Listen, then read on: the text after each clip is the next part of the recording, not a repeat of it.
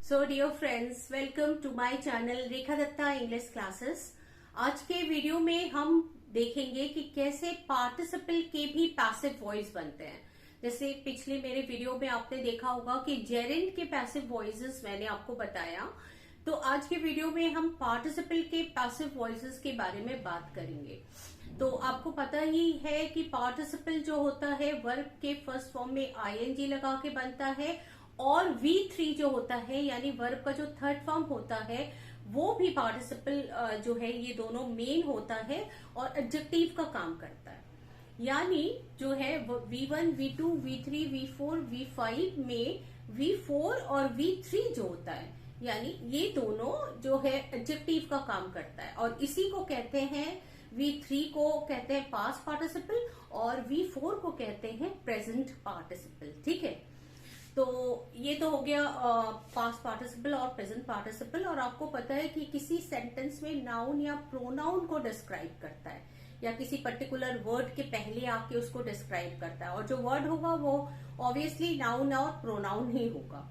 तो ये इस तरह एडजेक्टिव का काम करता है, क्योंकि एडजेक्टिव का काम होता है किसी भी नाउन और प्रोनाउन को क्वालिफाई करना, डिस्क्राइब करना, मॉडिफाई करना। सेम वे जो है पार्टिसिपल यानी V3 और V4 भी वही काम करता है। ठीक है, अच्छा, तो सबसे पहले तो ये जान लो कि पार्टिसिपल के काम कितने होते हैं। तो अगर आप काम जान जाओगे तो it would be very easy for you to understand कि कैसे पैसिव वॉइस काम करता है। तो पहले एक बार एक झलक हम थोड़ा सा देख लेते हैं कि कैसे जो पार्टिसिपल होता है वो सेंटेंस में कितनी तरह से काम कर सकता है। ठीक है, पहले इसको हम हल्के से उसमें देखेंगे, फिर हम देखेंगे पैसिव वॉइसेस कैसे बनती है। अब देखिए, ये 4 तरीके से काम करता है। तो पहला जो तरीका मैंने बताया है कि किसी भी पर्टिकुलर नाउन के पहले, वो नाउन सेंटेंस के शुरू में आ सकता है, बीच में आ सकता है या बाद में आ सकता है, तो उस नाउन के जस्ट पहले आकर जो है प्रेजेंट पार्टिसिपल, अभी हम सिर्फ प्रेजेंट पार्टिसिपल की बात कर रहे हैं। ठीक है, अब देखिए, before the noun it qualifies a rolling stone gather no moss.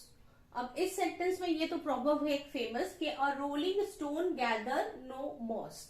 अब इसमें देखिए अ रोलिंग स्टोन, अब ये स्टोन जो है एक नाउन है और उसी के जस्ट पहले प्रेजेंट पार्टिसिपल एडजेक्टिव की तरह काम कर रहा है। तो ध्यान दीजिए कि सेंटेंस में कहीं भी नाउन हो, उसके जस्ट बिफोर अगर प्रेजेंट पार्टिसिपल आईएनजी फॉर्म में आ जाए तो वो एडजेक्टिव का काम करने लगता है, और ये एक तरीका है। दूसरा देखिए, I really appreciate a smiling baby. अब यहाँ पे कहाँ पे आया है, लास्ट में आया है baby. I really appreciate a smiling baby. इस सेंटेंस में देखिए स्माइलिंग जो वर्ड है वो नाउन बेबी के पहले आया है। ठीक है, तो यहाँ पे ये किसी भी सेंटेंस में कहीं भी नाउन हो उसके पहले आईएनजी फॉर्म आ जाए तो देखते हैं कि वो काम क्या करता है, एडजेक्टिव का करने लगता है।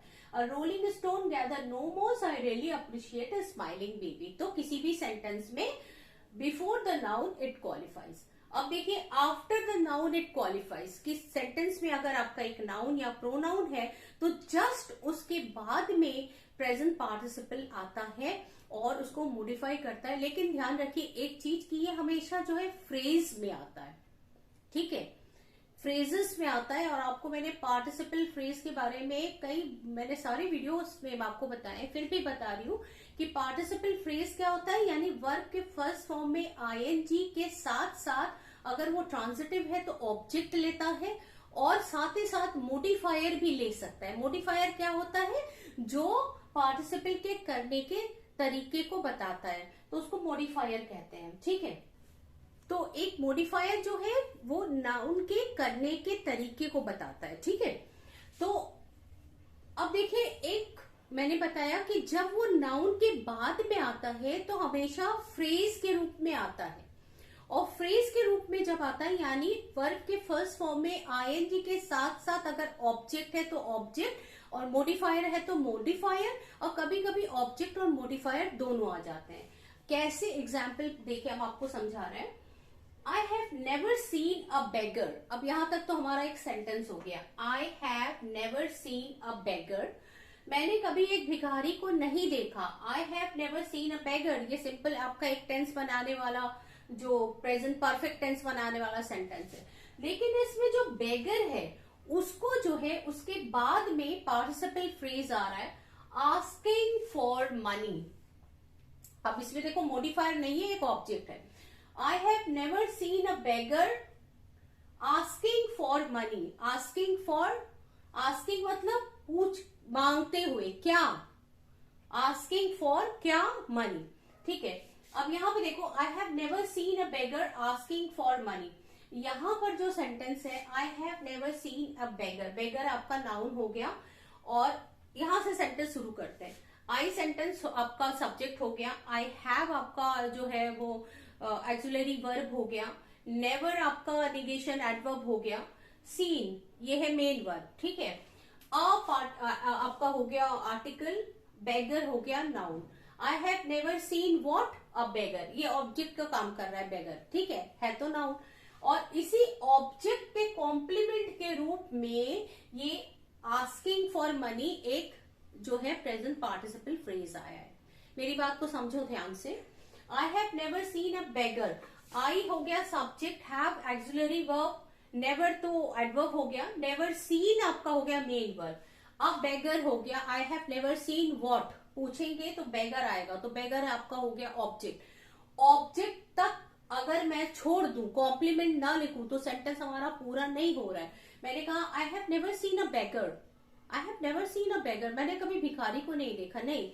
I have never seen a beggar asking for money, ये तो हो नहीं सकता, आपने कभी भिखारी को नहीं देखा।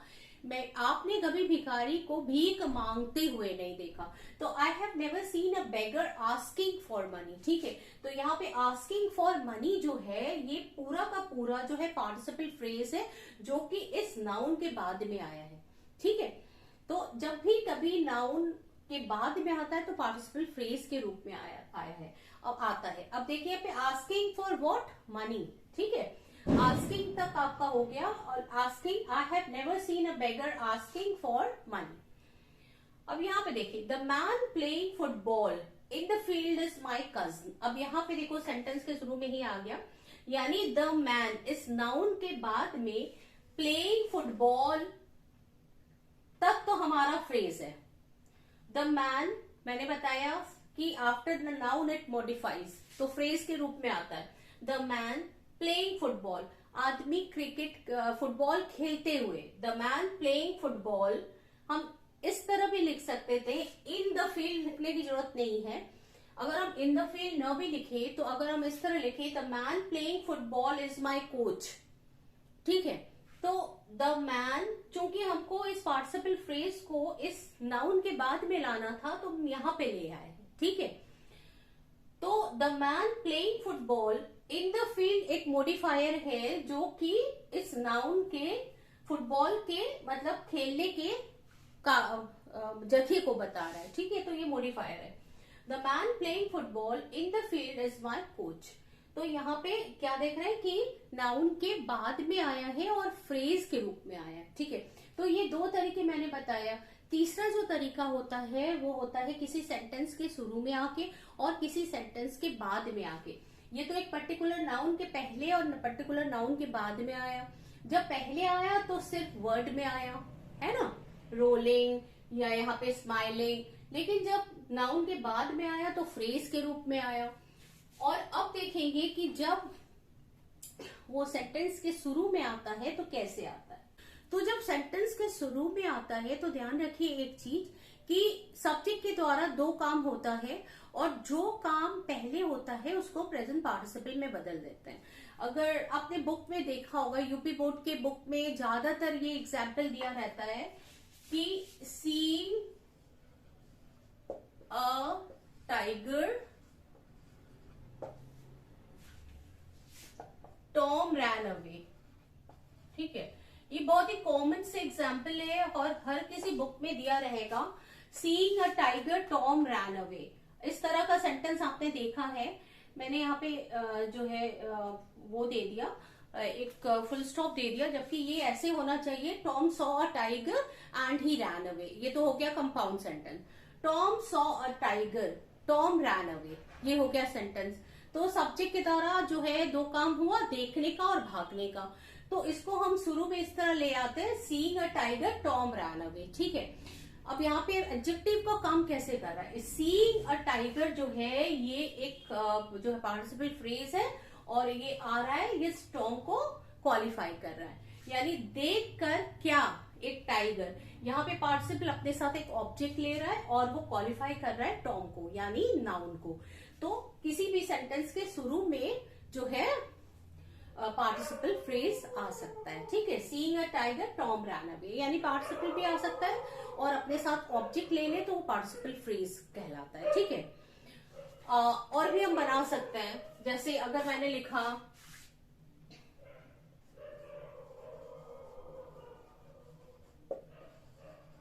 टॉकिंग ऑन द फोन, यानी फोन पर बात करते हुए टॉम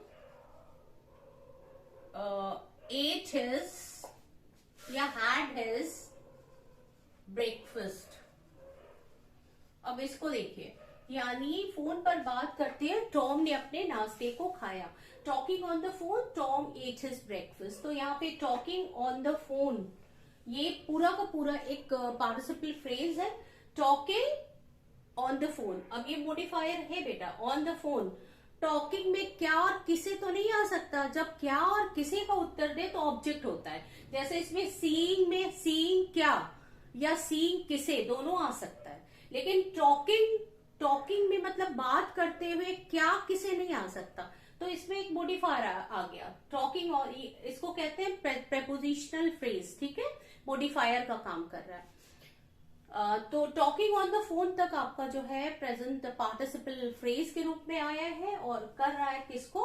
इस टॉम को, यानी इस नाउन को सेंटेंस में उसको क्वालिफाई कर रहा है इसके पहले आके। तो ये तीसरा तरीका हो गया। चौथा तरीका क्या होता है कि किसी भी सेंटेंस के लास्ट में आता है, बिगिनिंग ऑफ अ सेंटेंस के शुरू में आ गया, और सेंटेंस के लास्ट में भी आता है। अब ये देखो, इसको अगर हम अलग अलग करें, seeing a tiger Tom ran away, Tom saw a tiger Tom ran away, talking on the phone Tom at his breakfast, Tom talked on the phone he at his breakfast. यानी एक सब्जेक्ट के द्वारा दो काम हो रहा है, और उसमें जो पहला वाला काम होता है उसको प्रेजेंट पार्टिसिपल में चेंज कर देते हैं। ठीक है, अच्छा अब लास्ट वाला भी देख लो एक तरीका। लास्ट में जो सेंटेंस के लास्ट में आता है वर्ब के फर्स्ट फॉर्म में आईएनजी एडजेक्टिव का काम करता है। जैसे मैंने बोला माई हस्बैंड इज डोमिनेटिंग। अब डोमिनेटिंग का मतलब क्या होता है? आप पर जो है प्रभुत्व जमाने वाला, अधिकार जमाने वाला। ठीक है, तो my husband is dominating, my husband is interesting, this novel is very interesting. ठीक है, तो आईएनजी लगा के वर्ब के लास्ट में आ गया। तो ये चार तरीके होते हैं नाउन तो ये चार तरीके होते हैं आपके पार्टिसिपल का काम करने का। अच्छा, एक और तरीका जो होता है जिसको मैं आपको बता रही हूँ, और वो भी बहुत ही ज्यादा इम्पोर्टेंट होता है, और उसको मेनली आप जान लीजिए, क्योंकि जब आप इसकी पैसिव वॉइस बनाएंगे तो वही वाला आपका ज्यादा काम आएगा। जो पांचवा होता है वो है वर्ब ऑफ परसेप्शन के ऑब्जेक्ट के कॉम्प्लीमेंट के रूप में। अब थोड़ा सा आपको समझना है, वर्ब ऑफ परसेप्शन के, ध्यान दो यहाँ पे मैं लिख रही हूं दो सेंटेंसेस। देखिए मैंने लिखा है आई watched him spying his neighbour, आई watched him spying his neighbour. तो मैंने आपको बोला कि पांचवा जो काम होता है पार्टिसिपल का वो होता है किसी भी वर्ब के ऑब्जेक्ट के, यानी कौन सा वर्ब? Verb of perception. पहले ये तो समझ लीजिए कि वर्ब ऑफ परसेप्शन क्या होता है। जो हमारे इंद्रियों से काम होता है, यानी आंख से देखने का, नाक से सूंघने का, और जो है कान से सुनने का। ठीक है, तो ये जो है यहाँ पे देखो वॉच हो गया, सी हो गया, लुक हो गया, तो ये वर्ब ऑफ परसेप्शन कहलाता है। आई वॉच्ड हिम, अब यहाँ पे सब्जेक्ट हो गया, वॉच हो गया वर्ब, हिम हो गया ऑब्जेक्ट, मैंने उसे वॉच किया। स्पाइंग हिज नेबर, तो ये सब्जेक्ट, ये verb, I watched past indefinite में सब्जेक्ट से आपका वर्ब है, तो ये फिर आई वॉच्ड हो गया। आई वॉच्ड किसे? क्या? तो किसे का उत्तर आ रहा है हिम, तो ये ऑब्जेक्ट हो गया।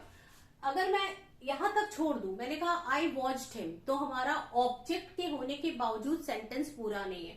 हमको जब तक ना ये जोड़े, आई watched him spying his neighbour, spy मतलब होता है जासूसी करना, ठीक है। तो मैंने उसको जो है अपने पड़ोसी के जासूसी करते हुए देखा, या मैंने उसको देखा अपने पड़ोसी का जासूसी करते हुए। तो आई watched him spying his neighbour. अब यहाँ पे देखो स्पाइंग जो है प्रेजेंट पार्टिसिपल है, जो कि इस ऑब्जेक्ट के कॉम्प्लीमेंट के रूप में आया है। और स्पाइंग को अगर हम छोड़ दे, सिर्फ हम लिखे कि स्पाइंग के बाद अगर हम हिज नेबर न लिखे, तो लिखे आई वॉच्ड हिम स्पाइंग, तो भी चलेगा। यानी मैंने उसको जासूसी करते देखा। किसकी जासूसी करते देखा, तो आपको हिज नेबर लिखना पड़ेगा, ठीक है। तो आई watched him spying his neighbour, ठीक है। तो क्या और किसे का जवाब आ रहा है? आई वॉच्ड हिम स्पाइंग, क्या तो नहीं हो रहा है, किसे का जवाब में आ रहा है हिज नेबर, ठीक है। अब हम उसको थोड़ा बढ़ा भी सकते हैं, मॉडिफायर जोड़ सकते हैं। I watched him spying his neighbour in the garden, ठीक है। अब दूसरा वाला देखिए, I saw him stealing money. I हो गया सब्जेक्ट, सॉ हो गया वर्ब, हिम हो गया ऑब्जेक्ट। आई सॉ किसे, उसे, आई सॉ हिम। तो ये हमारा हिम ऑब्जेक्ट है, लेकिन ऑब्जेक्ट कॉम्प्लीमेंट के रूप में आपका वर्ब आया है, स्टीलिंग मनी। यानी वर्ब कौन सा वर्ब, प्रेजेंट पार्टिसिपल, यहाँ पे वर्ब तो है नहीं। अब ये वाला देखिए, I saw him stealing money. I हो गया आपका सब्जेक्ट, सॉ हो गया वर्ब, हिम हो गया ऑब्जेक्ट, स्टीलिंग हो गया प्रेजेंट पार्टिसिपल। स्टीलिंग में अगर पूछे क्या, तो मनी आ गया, यानी ऑब्जेक्ट, जो पूरा मिलाकर हो गया आपका प्रेजेंट पार्टिसिपल फ्रेज। आई सॉ हिम स्टीलिंग मनी, और भी जोड़ दो, एक मॉडिफायर जोड़ देते हैं, तो हम कहेंगे कि आई saw him stealing money from the cupboard. यहाँ पे मैंने फ्रॉम द कबर्ड भी जोड़ दिया, ठीक है। तो यहाँ पे देख रहे हैं आपकी वर्ब ऑफ परसेप्शन के ऑब्जेक्ट के कॉम्प्लीमेंट के रूप में भी जो है प्रेजेंट पार्टिसिपल आता है, ठीक है। तो ये 4 यूजेस हो गए, और ये इसको मिलाकर 5वें यूजेस हो गए। तो मैंने क्या बताया, किसी भी नाउन के पहले आता है, जिसे वो मॉडिफाई करता है पर्टिकुलर नाउन के पहले, और नाउन सेंटेंस में कहीं भी हो सकता है। तो मैंने लिखा जैसे I like crying babies, no I don't like crying babies, ठीक है। I don't like crying babies, तो यहाँ पे देखो बेबी के पहले क्राइंग आ गया। अब देखिए किसी भी नाउन के बाद में, जब नाउन के बाद में आता है तो हमेशा जो है फ्रेज में आता है। जैसे मैंने लिखा कि I saw a girl crying in pen, ठीक है। I saw a man playing football, तो ये सारे जो है I saw a man playing football, या इस तरह के जो सेंटेंस है कि the girl crying in pen is my sister, the man playing football is my brother. तो यहाँ पे जो है नाउन के बाद में आता है, तो वो फ्रेज के रूप में आता है। फिर मैंने बताया कि किसी सेंटेंस के शुरू में, जब सेंटेंस के शुरू में प्रेजेंट पार्टिसिपल आता है, तो ध्यान रखिएगा कि 2 काम जो है एक साथ होता है। एक सब्जेक्ट के द्वारा 2 काम होता है एक साथ, तो पहले वाले जो काम होता है वो प्रेजेंट पार्टिसिपल होता है, ठीक है। जैसे listening to the radio Tom solved his sum, या listening to the music Ravi solve his sum, यानी म्यूजिक को सुनते हुए रवि ने जो है सम को सॉल्व किया। अब लिसनिंग टू द म्यूजिक, तब तो आपका पार्टिसिपल फ्रेज हो गया। रवि या टॉम ये नाउन हो गया, इसको ये डिस्क्राइब कर रहा है, ठीक है। या मैंने अभी बताया कि crying in pain the girl went away, दर्द में रोती हुई लड़की चली गई। The crying in pain the girl went away, लड़की के जाने का और रोने का काम जो है एक साथ हो गया। तो जब 2 काम एक साथ होता है, तो जो पहला काम होता है वो प्रेजेंट पार्टिसिपल का होता है। फिर मैंने आपको ये बताया कि किसी सेंटेंस के लास्ट में आता है, जैसे this book is very interesting, ठीक है। या मैंने बताया कि my husband is very dominating, तो ये लास्ट में आ गया, ठीक है। अच्छा, फिर मैंने आपको बताया पांचवा जो काम होता है किसी भी वर्क और परसेप्शन के ऑब्जेक्ट के कॉम्प्लीमेंट के रूप में, जैसे ये दोनों का एग्जाम्पल मैंने दिया। तो इतना तो चलिए पार्टिसिपल आपको पता चल गया है। अब हम आ रहे हैं आपको ये बताने के लिए कि पैसिव पार्टिसिपल जो होता है वो कैसे होता है, लेकिन वो हम आज की वीडियो में नहीं बनाएंगे। जो मेरे व्यूअर्स हैं, अक्सर लोग कहते हैं कि मैं वीडियो बहुत लंबा बनाती हूँ, तो मैं पार्ट्स में बनाऊंगी ये सारी चीजें। आज में इतना ही, और नेक्स्ट वीडियो में जो पार्ट 2 होगा मेरे इस वीडियो का, जिसमें हम पैसिव पूरा पार्टिसिपल के बारे में बात कर रहे हैं, तो पैसिव पार्टिसिपल में नेक्स्ट वीडियो होगा, उसको अच्छे से आप जानेंगे। ठीक है, थैंक यू सो मच।